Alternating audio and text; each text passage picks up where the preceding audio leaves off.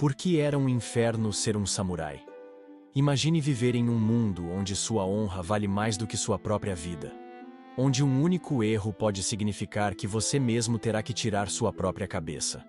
Onde disciplina, sofrimento e obediência total não são uma escolha, mas uma obrigação. Bem-vindo ao Japão feudal e à vida miserável de um samurai. Nesse vídeo, você vai descobrir por que ser um samurai estava longe de ser tão glorioso quanto os filmes e séries mostram. Prepare-se, porque a realidade é muito mais sombria, brutal e cruel do que você imagina. Os samurais surgiram por volta do século X no Japão feudal. Diferente do que muitos pensam, eles não eram guerreiros livres. Eles eram servos da elite, dos daimyos, os senhores feudais. Desde muito jovens, os meninos nascidos em famílias samurais eram arrancados da infância para viver uma vida de disciplina rígida. Eles eram treinados para combater, obedecer e, se necessário, morrer sem hesitar. A infância de um samurai não tinha espaço para brincadeiras. O treinamento físico era extremo. Eles memorizavam o código de honra, o Bushido, e sofriam castigos severos por erros simples. A ideia era simples: forjar um ser humano que não sentisse medo, fome, dor ou dúvidas. Mas isso tinha um custo altíssimo, tanto físico quanto mental. O Bushido, ou caminho do guerreiro, era mais do que um conjunto de regras. Era uma sentença perpétua. Os princípios incluíam retidão, coragem, benevolência, respeito, honra, sinceridade e lealdade acima da própria vida. Se qualquer um desses pilares fosse quebrado, a punição era simples e devastadora. Seppuku, o suicídio ritual. Imagine viver todos os dias sabendo que qualquer falha, qualquer deslize, poderia acabar com sua vida, não pelas mãos de um inimigo, mas pelas suas próprias. Esqueça a imagem do guerreiro glamuroso.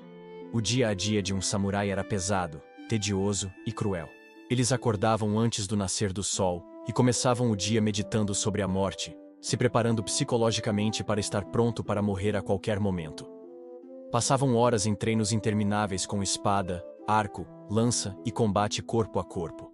Além disso, eram obrigados a estudar filosofia, caligrafia e poesia.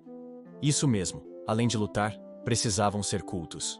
Ainda tinham que cuidar da manutenção das armas e armaduras, que eram pesadas, desconfortáveis e extremamente quentes.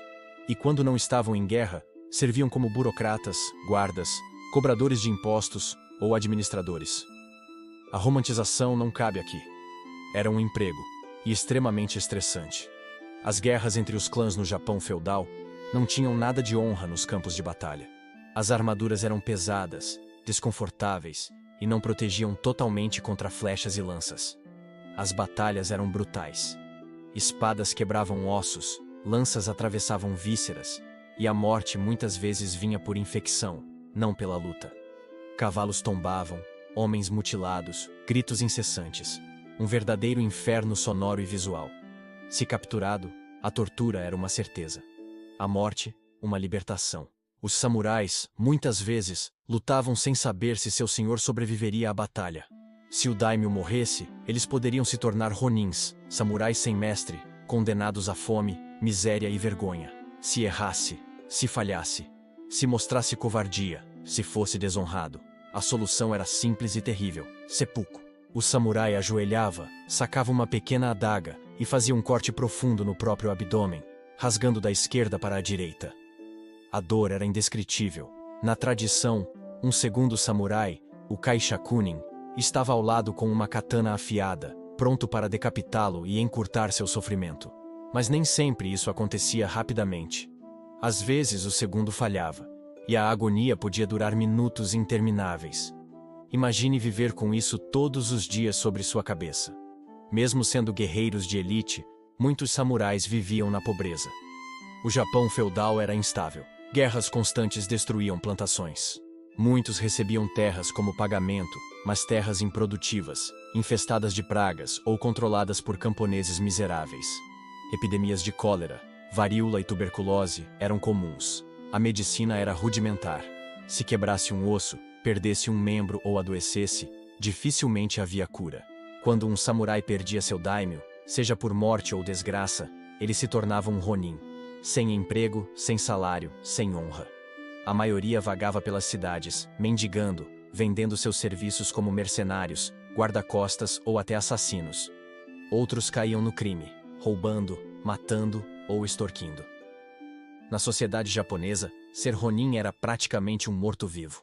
Desprezados, esquecidos e muitas vezes forçados ao sepulcro por vergonha. Com o passar dos séculos, as guerras internas no Japão começaram a diminuir. A Era Edo, de 1603 a 1868, trouxe paz relativa. Resultado, os samurais ficaram obsoletos. Muitos foram rebaixados a tarefas administrativas. Outros entraram em profunda miséria. Alguns se suicidaram por não suportarem viver sem propósito. E quando o Japão se abriu para o Ocidente no século XIX, o próprio governo aboliu oficialmente a classe samurai. Suas espadas foram proibidas, seus títulos foram removidos. Seu modo de vida foi extinto. De guerreiros honrados a fantasmas de um passado esquecido. Então, ainda acha que a vida de um samurai era cheia de glória, honra e respeito. A verdade é que eles eram prisioneiros de um sistema cruel. Pressão constante. Medo da morte.